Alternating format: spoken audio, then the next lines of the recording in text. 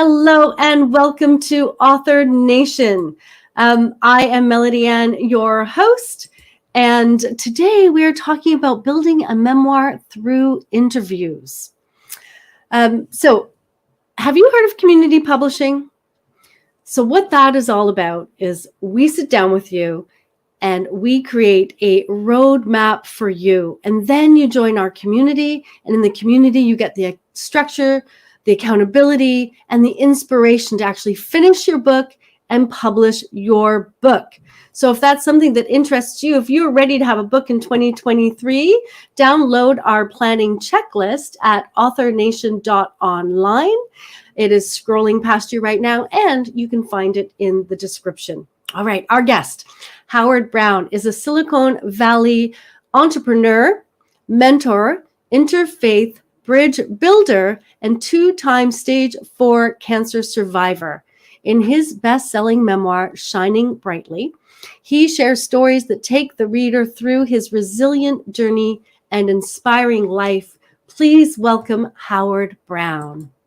Hi, Howard. How are you today? I'm awesome. Great to be here, Melody Ann. I'm excited. Good. Okay, I have to, before we even get to the book, I have a question for you because I've seen you at different events. What your relationship with sunglasses? Tell me about your relationship with sunglasses. Well, I'm going to put them on for you. We're going to shine brightly together while I explain what that reason is. All right. So the book is called Shining Brightly. Yeah. There's two meanings to it. One is that from Babson College, when I was the alumni club president and trustee, I introduced President Kerry Healy and said, hey, Babson College Alumni Association is shining brightly for you. That's the true title of the book. But the secondary and most important title is that we can all shine brightly a little bit each day and make the world a better place. Okay. Perfect. Love it. And I love the sunglasses, white sunglasses. Love them so much. Thank you so much, Howard. Really appreciate that. All right. So tell us, before we get into the book, tell us a little bit about these two cancer diagnoses that you have had and how that changed your life. Well, there are 3 chapters on cancer in the book, but cancer knocks you down to your core, and not just you as the patient, but your caregiver, your family, friends. It knocks your whole world down to a grinding halt. And at age 23, I was diagnosed with stage 4 T-cell non-Hodgkin's lymphoma and a very, very poor prognosis. And I'm telling the story in 2 seconds, but a bone marrow transplant from my twin sister, who was an exact match, saved my life, or else I wouldn't be here. And there's a backstory to that as well, because before I did any chemotherapy, my smart doctor, Dr. Eric Rubin, told me to go to the cryogenic center for fertility preservation. And because of that, and I lived, and I called 11 years later for frozen sperm. We are so blessed to have a beautiful daughter, Emily, who's now 21 and about to graduate college. Oh, wow. Right there. I'm already in tears. That's beautiful. Right. Miracle 1, twin sister, saved life. Miracle 2, frozen sperm. There's a third miracle coming. Unfortunately, when you have cancer, it knocks you down emotionally, physically, financially, in relationship. And I call that putting Humpty Dumpty back together again. And I had moved home with my parents and did treatment out of Boston. And in 1991 of May, I moved to the Marina Del Rey, California, Los Angeles, to get sun, sand, and warm weather to rebuild myself. And I did that. And unfortunately, I'm going to roll the clock forward about 26 years. I went for my 50-year-old colonoscopy. The screening age is now 45, thank God.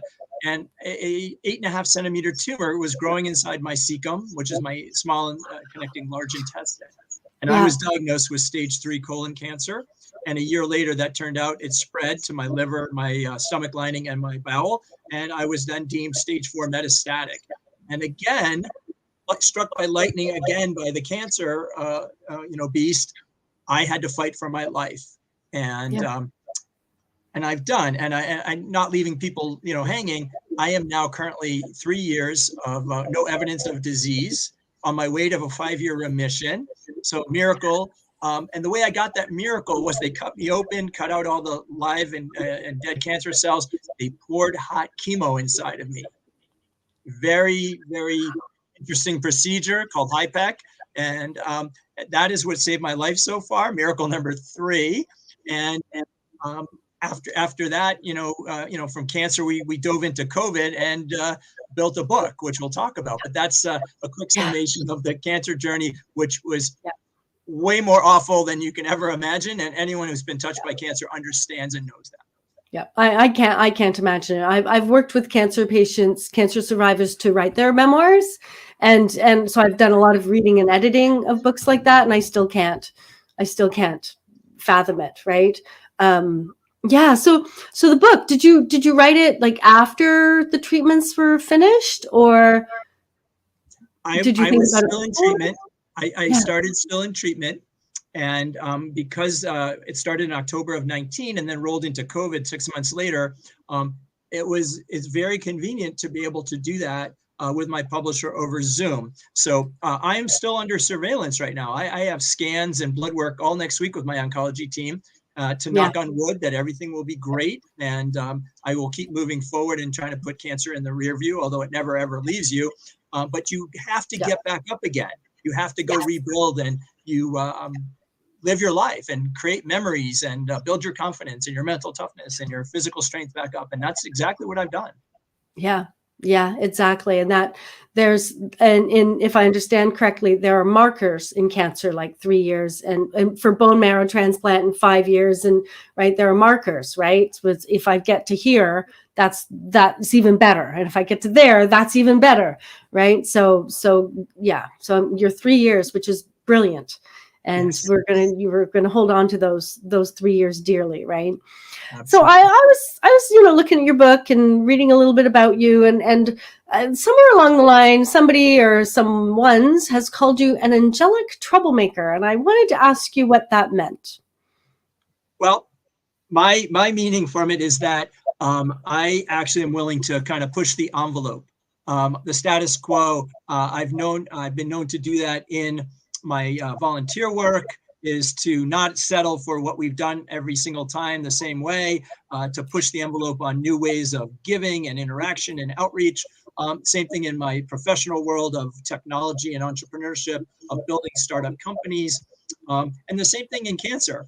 I push the envelope as a patient to look at other alternative things to be able to help inform my team, my oncology team, to make sure that we were going down the right path towards a cure and towards something, because most of the time I was failing the chemotherapies, the surgeries, the clinical trials that were provided to me. And so you have to look beyond that without looking to the crazy stuff like, orange juice diet or, something crazy, is going to solve the cancer puzzle, because it rarely happens without science. Yes, only eat bananas. Yes. So I think Shining Brightly is named such because, you center your truth and you write about light. And so am I off base? Am I close? So think about darkness, and then we'll go to light. Darkness tends to be negative. Darkness tends to be isolating. Darkness can be depressing. And it's all of those things. And we faced that as a world during COVID. We were restricted to what we could do, and you got a taste of darkness in some way. Now, other people have lots of other darkness. Light, on the other hand, equals hope. Okay, and hope is the fuel that makes the possible, things possible, and dreams to get to your dreams and climb that mountain. And so, light is a very significant theme throughout the book. To be able to share and build your own light, to take light in from others, and then to collectively be this, what I call a force multiplier of light for a good and positive change together. Yeah, I love that.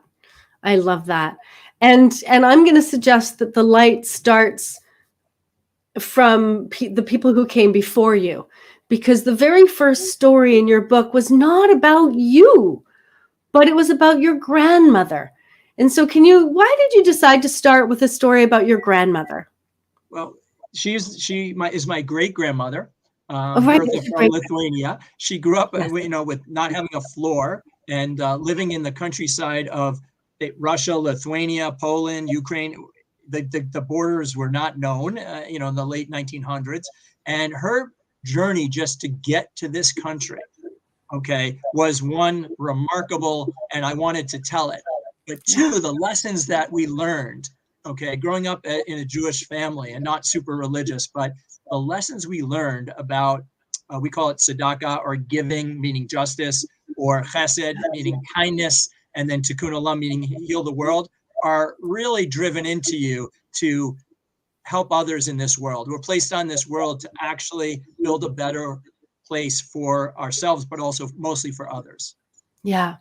Yeah. And I know you talk about that in the book a little bit. You share some stories about, the lessons passed on to you from other family members around those themes, which I'll leave it there so people know they're there and they can go read the book, but I don't want to give it all away, But one thing I want to talk about the book is, and we said it in the intro, right? He shares stories.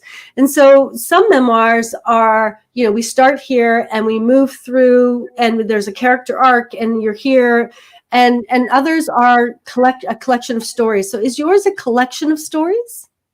So the stories, the reason the book reads actually very quickly, because it's not the author, talking at the reader. I'm actually emceeing these Zoom sessions, except for the first two where my great grandmother was passed away and my grandfather, in World War II, Leo Brown, passed away. They're interactive sessions, and I'm emceeing those sessions. So you're hearing from many voices in the sessions on our discussion, and we're laughing, crying, disagreeing, because sometimes it was 30 years ago that we were, did we get it right? Do we remember that correctly? And the big theme of family and family tradition, is really important, because when something happened in our family that we had to circle the wagons and circle the troops, we did. And some best memories were these family trips that I did as a kid with my grandparents to the Catskill Mountains for many years. And my parents did that with our children. My twin sister has 3 kids and I have a daughter, and took them to Ogunquit Beach, Maine. And we still talk about it today. So those family traditions, the foods we ate during the holidays, the Jewish holidays, the things that we shared, those are your memories. And when it's said and done, you're left with memories, right? And making these great memories. And I wanted to share those with people because it'll make them think of their family memories, the good ones and the bad ones. But you want to cherish the good ones, of course. Yeah.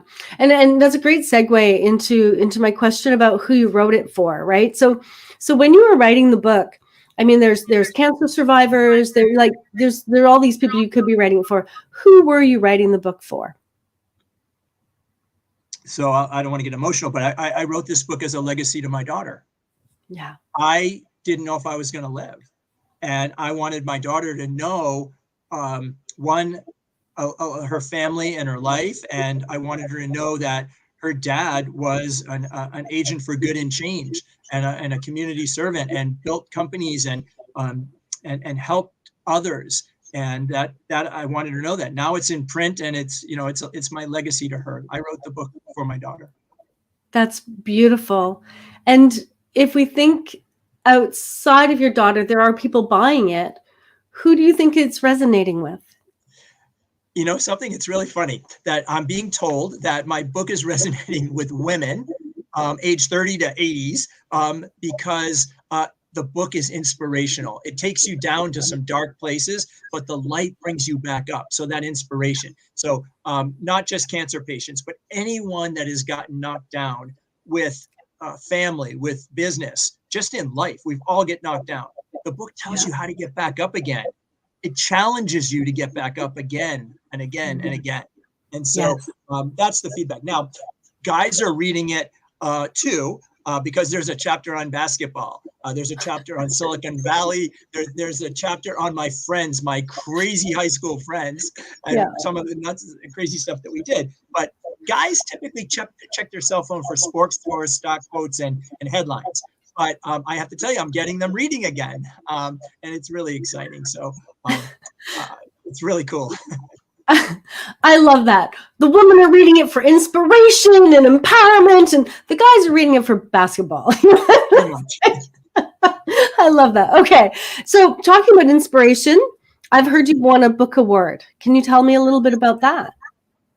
The book just came out at the end of September, and it got submitted by my publisher, International Impact Book Awards, and I happened to catch the end of their cycle.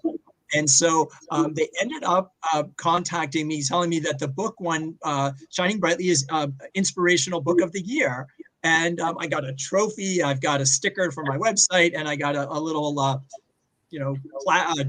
diploma that I can frame up, and it really takes to my heart. One, it recognizes that the effort and that I'm touching people's lives, and two, that people are hearing my story, it's resonating with them, and they are trying to improve themselves, their lives, their situation, because that's what I want. That's the goal. The goal is that if you take hope and you actually are building a better life for you and those around you and those in your community, then we've won.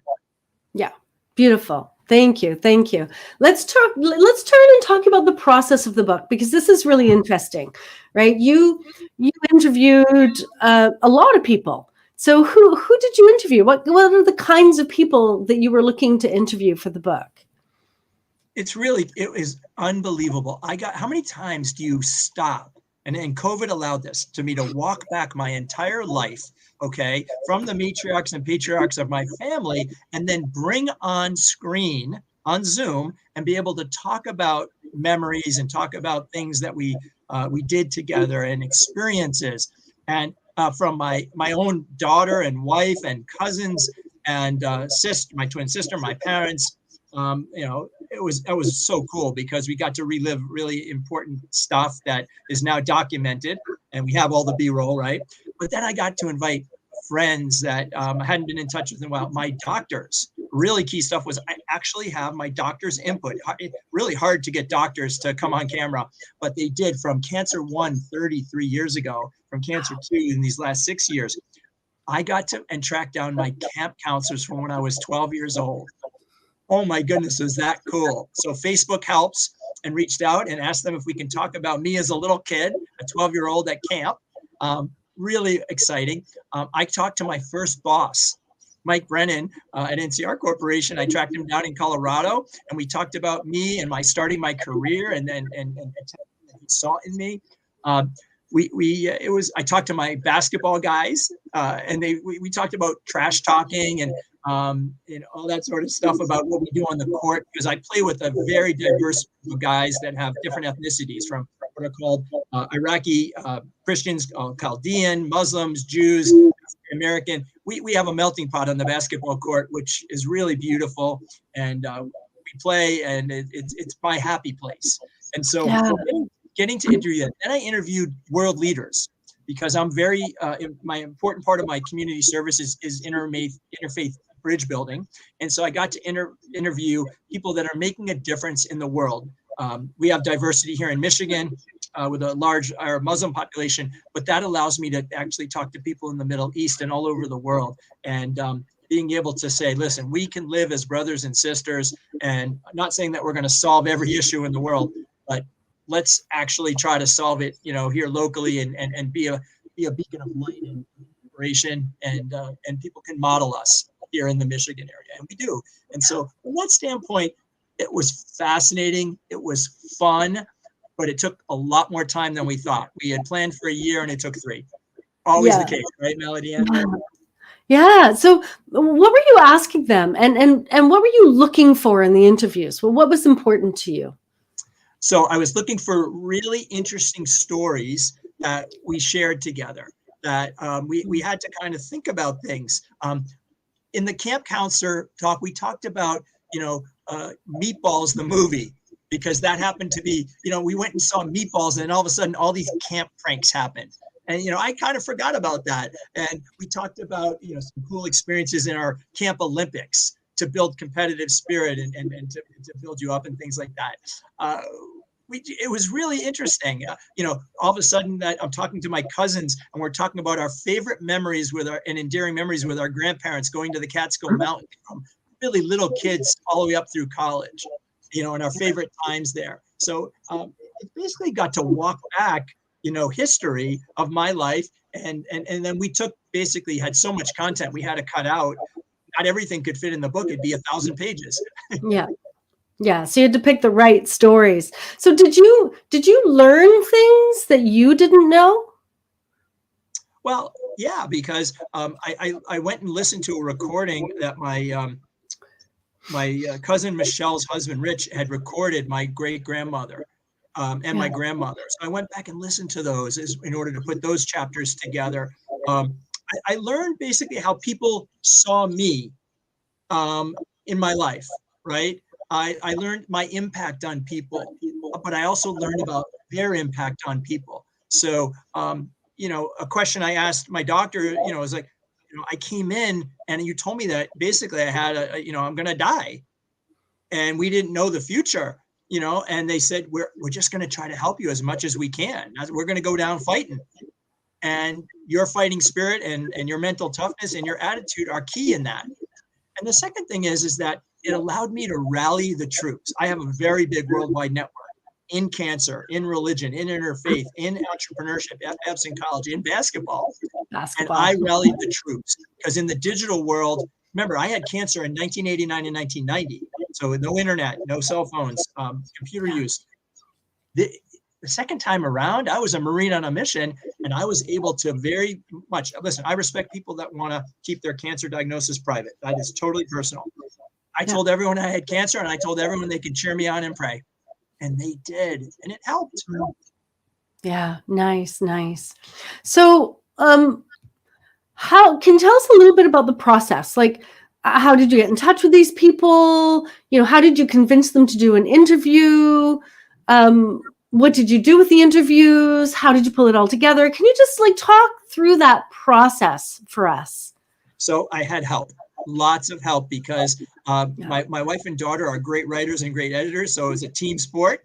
Okay. I always say that life is a team sport, fighting cancer is a team sport. Doing a book, and I was told it's 901 steps, and the last step is pressing the go button for Amazon when it goes live. And it took 901 steps, my publisher told me. We recorded on Zoom. So first of all, to reach them out, I had to find their email, reach them out on Facebook, ask people for their phone number. And then it was pretty easy to have them come on because you've got a stage 4 cancer patient that they knew or had experience with. And I said, I'm writing a book. Now, some people who came on did not make the cut. It didn't make the book. Maybe it makes it in subsequent book or more detail or other things, but they came on willingly.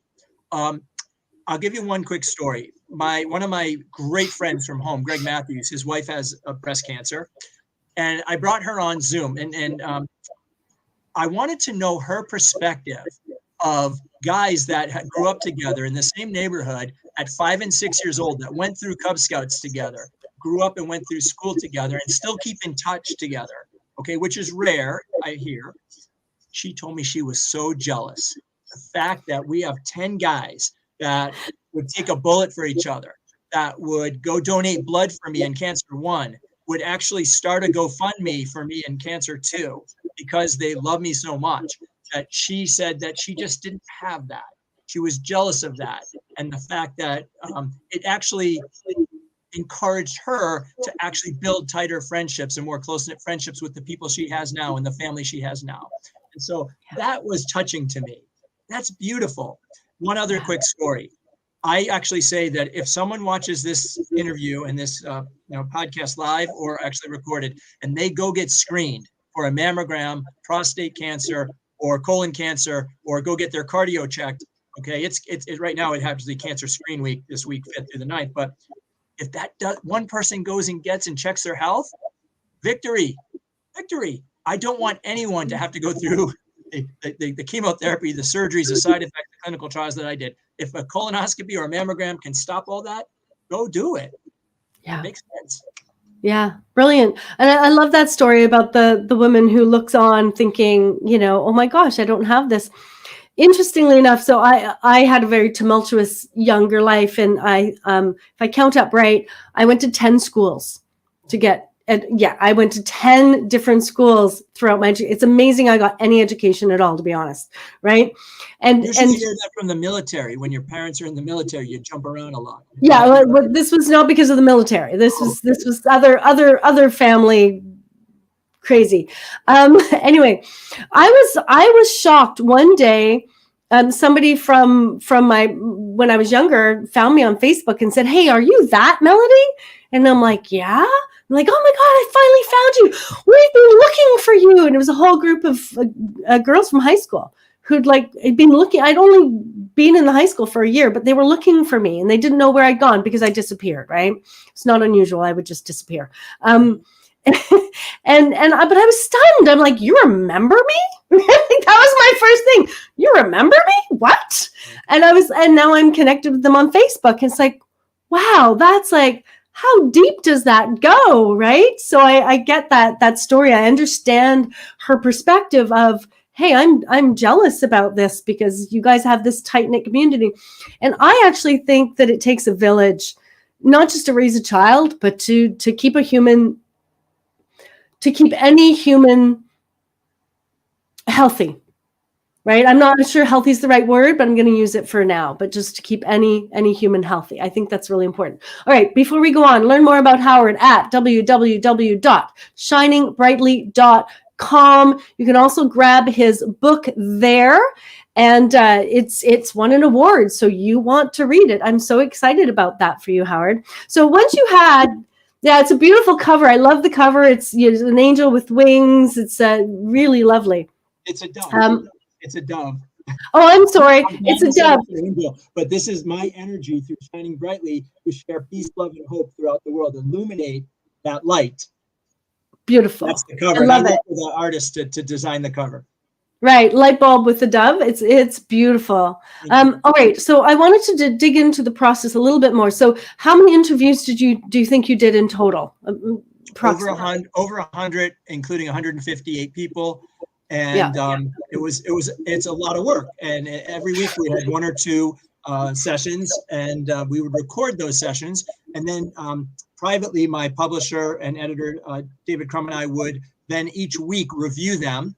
And actually very quickly have to decide what we want to keep and what we didn't want to keep. So those Zoom transcripts became drafts, and started to do placement in chapters in order to sew the whole pieces of the puzzle pieces together. Nice. Okay, thank you. That's exactly what I wanted to know. So then 158 people, 150 interviews per se. And earlier you were talking about looking at events 30 years ago, and it's like, no, that's not how it went. No, I disagree. Tell us a little bit about, how did you maneuver through that? Because, families can be, it's so emotional, right? And it's like, no, that day at that barbecue, that happened, right? I mean, and looking on the outside, you can feel, well, that's kind of trivial, but when you're on the inside, it can be incredibly emotional. So how did you maneuver through that with your family? It was that's so right on point that you bring that up. So we actually got into an argument over which grandma's brisket recipe was the one that we ate at this particular meal, whether it was Thanksgiving or a Passover dinner, and we couldn't figure it out. We agreed to disagree. What was it, Bubby Lil? Was it Nana Rose? Was it Grandma Grace? We couldn't figure it out, but we agreed to disagree. And you know what we all said?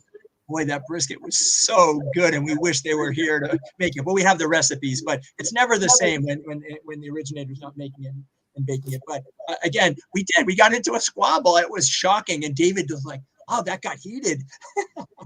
Yeah, over brisket. Right? So how do we have these conversations with our family when there's so many important things to talk about, and yet just brisket can make us heated? How do we have these conversations, Howard? So families are complex, right? And again, we don't have a huge family, so we don't have oodles and oodles of cousins. We have a fairly small family, but at the end of the day, the brisket disagreement was small when we're talking about coming together, when we're seeing each other for the next holiday. We live apart. We don't all live in the Boston area anymore. When we're going to Algonquin, Maine to get all together and celebrate and share meals and experiences together. My parents, they're getting up there in age. They just came out for Thanksgiving. It was a blessing. My mom's had 3 surgeries this year. She toughed it out. She came out. All of the kids are in college, and they had such a great time, with the grandparents. It was really deep and meaningful. It was really not super eventful, except for the fact they wheeled my mom around Black Friday shopping in a wheelchair this time instead of her walking it. They wheeled her around and piled presents on top of her. And so it was really special. And again, what's really important is that we were together and that we got to hug and kiss and appreciate each other. And that at the end of the day, just tightens the family bond when you're separated by distance. So it sounds like what you're saying is know that there will be disagreements. Oh, yeah. Know that will come up, and focus on the opportunities to bond rather than the disagreements that can divide. If I can sum it up, that sounds like what you're saying to me. Yeah, I mean, listen, I talked to someone. I do a lot of what I call cancer whispering, and someone has a stage 4 diagnosis of colon cancer, and they said they haven't talked to one of their siblings in 15 years. And I literally said, no, pick up the phone, start now. Okay. Yeah. You let 15 long years go away, pick up the phone, start that relationship today. You have a clean whiteboard to go do so. I'm not going to force you to do it, but I highly recommend, to sharing this news and bringing them back into your life. Yeah. It is great advice. So once you had all these interviews and you'd kind of chosen what to put in, how did you maneuver through, did my piece get in? Or, I said that, but I don't want it in the book. Or, how did you maneuver through those pieces with your publisher, with your family, and with yourself? So we, I wasn't able to go back and tell, who made the book and didn't make the book until a lot later on.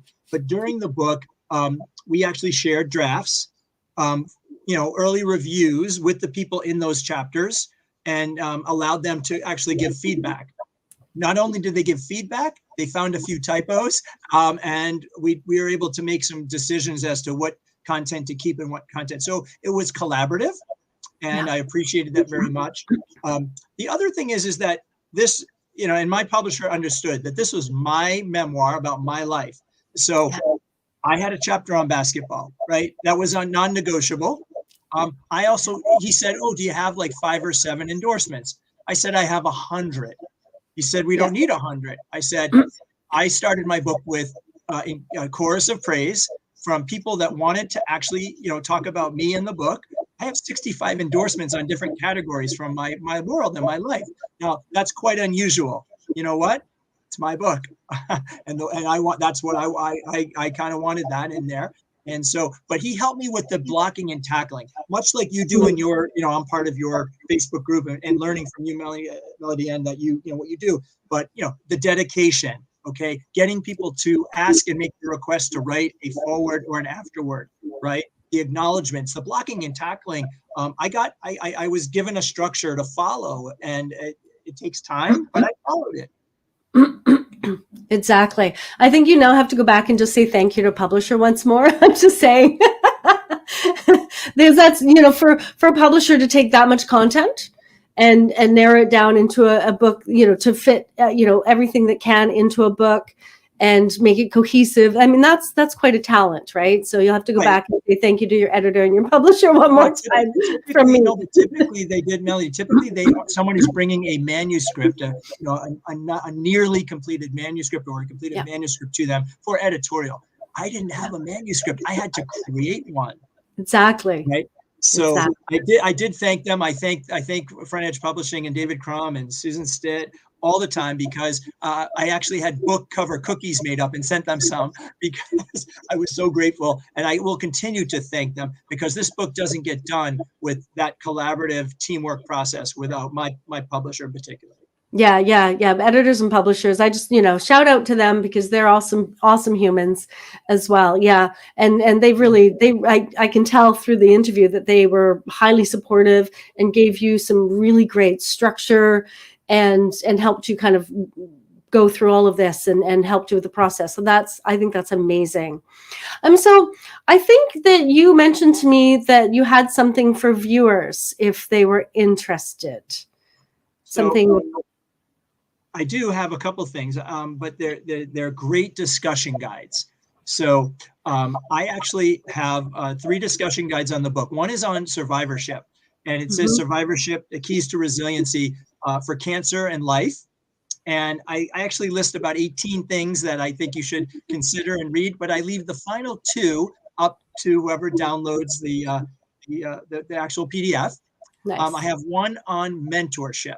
There's a chapter in the book about mentorship, about seeking mentors and actually being a mentor.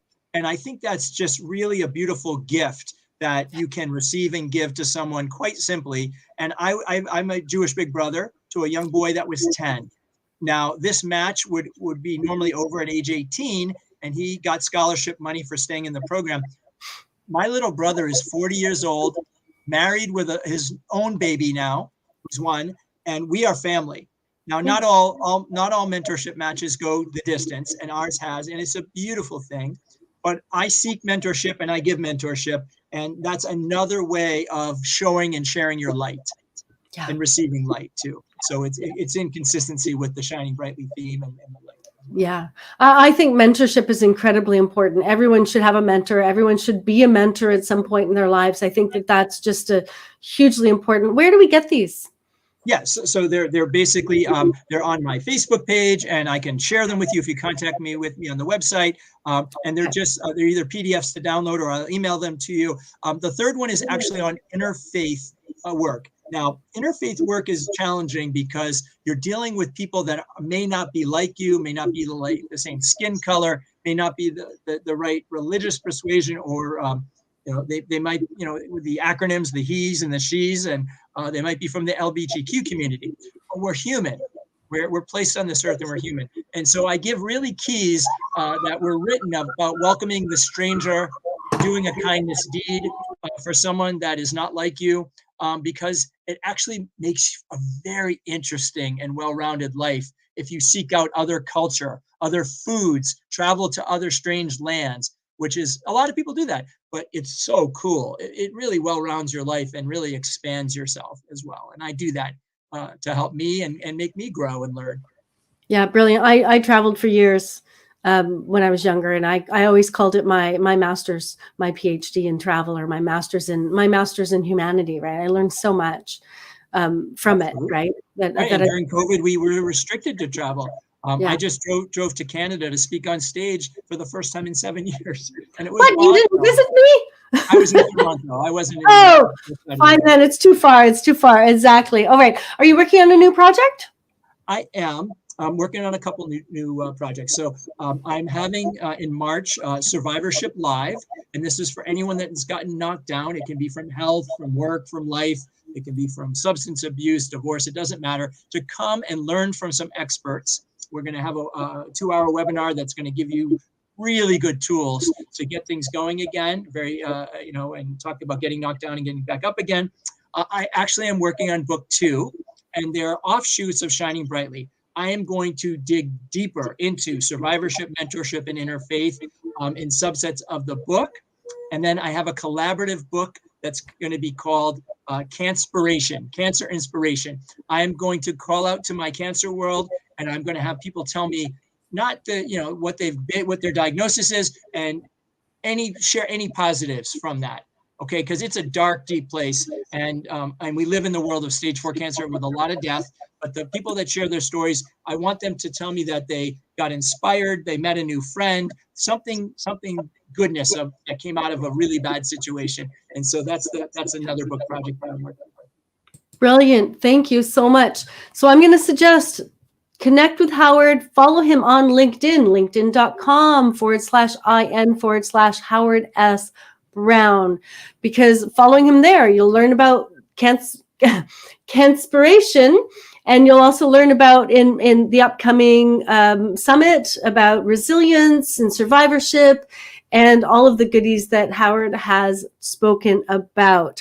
Is that a good place to get in touch with you, Howard? It's a great place. That website, shiningbrightly.com, or LinkedIn or Facebook. Also, for anyone that orders the book on Amazon or Barnes & Noble, wherever they buy books, you contact me. I send you a book plate. because the old book signing days are different. So I'm holding this up now, but it's a little sticker that I actually write a personal message to everyone that contacts me that would love a signed copy. And this is the great new thing about the way we live. And so I mail these out to you with a little envelope, and thank you for buying the book, but also a private message to you as well. Brilliant. Thank you so much. Another good reason to get in touch with Howard, and you can get to the book through Howard at shiningbrightly.com. He'll link you out to other vendors as well, but you can also get it through there. And with that, you get the personalized note. So Howard, thank you very much for coming out today and speaking with us. I think actually this was the most brilliant topic to wrap up 2022 with. This is my last interview of 2022. And I think this is a really great topic to leave people with so they can think about this through the holidays and into the new year. So thank you very much. I'm so thrilled to be here, Melody Ann. I learned from you, and I'm now shining brightly with you and your audience today. And I just wish for everyone to have a sweet and healthy and prosperous new 23 as we hit the holidays and hit into the new year. Thank you so much. Thank you so much. All right. As I just said, this is the last interview of 2022, but don't worry.